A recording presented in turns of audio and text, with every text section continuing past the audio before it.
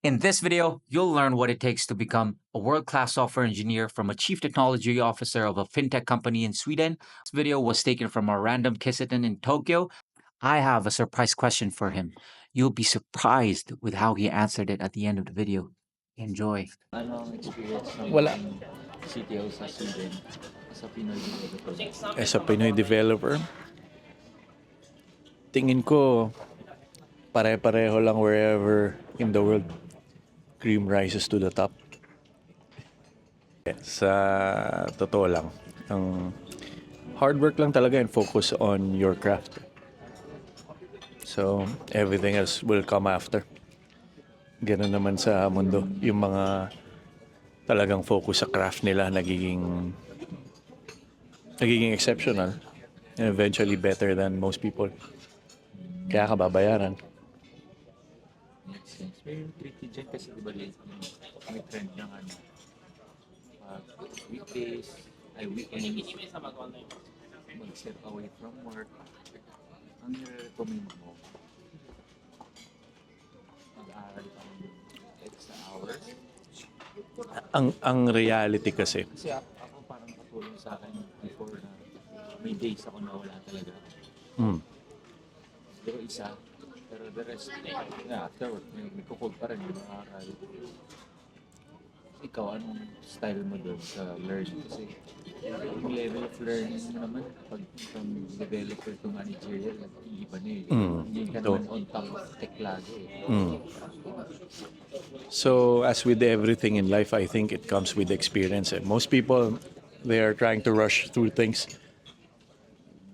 At I think yung problem sa mga kabataan ngayon, gusto nila ng results mabilis eh. Walang mabilis na results. Kailangan pagdaanan mo, kailangan buhatin mo yung mabigat para lumakas ka. It goes to every aspect sa buhay natin. Experience, kaya kahit yung mga interpersonal skills, soft skills, practice din yun eh. So ang main thing lang is pag sa akin, yung loop lang sa akin kaya ako nag-i-improve is yung introspection. Parati namang may pwedeng improve. Pero pagkausapin mo sarili mo, dapat honest ka eh. Kasi yung ibang tao hindi nag-i-improve kasi may ego sila eh. Sasabihin nila, sila naman may problema eh. Sila, ganun eh. Pero finiflip ko eh. Na ako yung may problema, anong pwede kong i-adjust para So, ako, yung mga latest learnings ko at this level is for a long time, nag-work na kailangan ko lang manalo sa discussion through logic and reason. Pero at this level, sa executives, napanalo ko nga through logic and reason.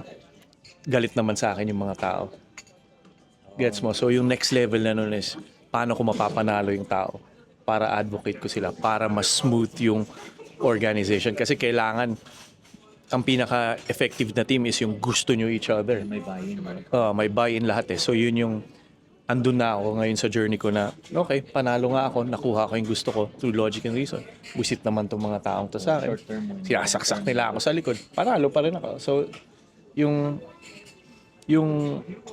honest lang na introspection na, and to give credit, ang galing din ang galing din yung feedback na natanggap ko from the CEO. Ano ka-feedback na?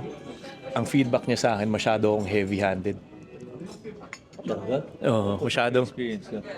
hindi, yun nga eh, masyado akong heavy-handed lalo na pag sa trabaho kasi Hindi mo ba yung style mo dun sa... hindi, pero kasi ngayon yung na-experience mo kasi ako around developers eh. Pero hindi mo pa ako na-experience around executives eh. Ang comfort zone ko around engineers and developers, doon ako malakas, doon ako parang may handle ako. Pero pagdating na sa executives na walang experience sa tech, walang experience working with engineering, yun na yung optimization ko ngayon. Kaya mo ng finesse basically. Finesse.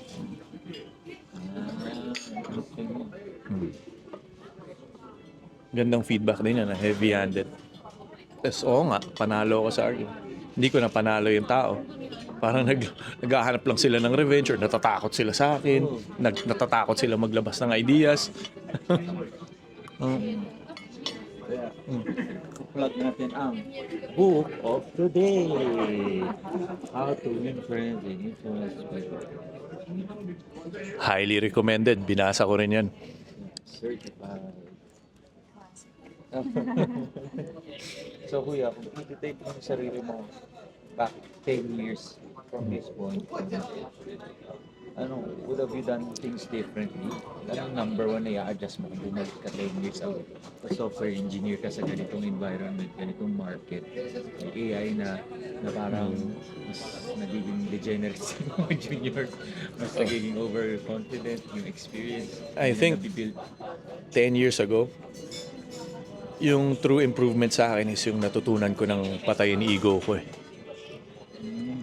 Yung nag-focus ako sa craft ko. Craft meaning soft skills, hard skills.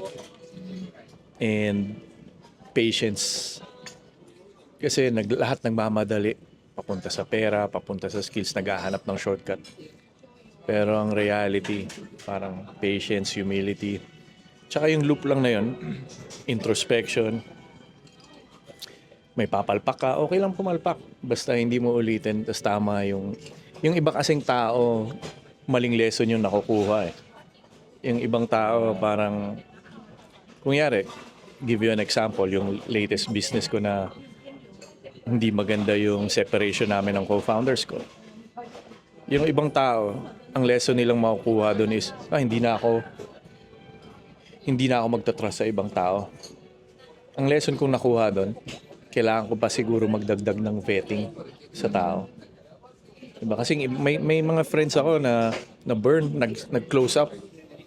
Mas lalong wala. Mas lalong hindi nag-progress. So, dun ka rin dapat maingat sa lessons na tinitake in mo. And try mo hanapin yung angle na mas positive, di ba? Parang, imbis na negative yung mundo, hanapin mo yung positivity sa mundo. And kaya nag-e-end up ako at a better place. Kasi imbis na isipin ko na hindi ako makikipag-work with other people, mababackstab ako, takot ako. Hindi. Hanapin ko na pwede kong improve yung sarili ko by pag-vet better, mga signals. And then, may belief na may goodness sa mundo. And nagsisimula rin naman yun kasi parang may beacon ka of goodness inyo, di ba? So kung may goodness sa inyo, may belief ka rin dapat na may goodness din sa iba. Kaya tas yun yung hanapin. Ito ang final question. Ako to sa isang podcast. Pumunta ko lang sa kung ilalagay mo ng percentage or ratio yung success mo, ilang percentage i-attribute mo sa luck? Ilang percentage yung i-attribute mo sa hard work? Based sa current success mo ngayon. Actually, yung ina-advise ko sa lahat, kahit sa inyo ever since, di ba? Parang, kung nasan ka, ayusin mo lang. And parang maging best version ka nun and everything else will follow. So I would say, I would say 80% luck, yung 20% ko, maxed out na hard work. Parang yun talaga yung belief ko eh. Parang hindi naman ako special. Nag-e-end up ako at great places. Nakukuha ko lahat ng gusto ko sa buhay. Pero hindi ko naman dinidiscount na swerte ako. Pero yung 20% na hard work ko yun, sagad ko yun. Max out. Iwan pamilya ko eh. Oo, iniwan ko sila sa Pilipinas. Kailangan eh. Kailangan buhayin eh. Diba? So yun. Pero mas salamat din. Like and subscribe.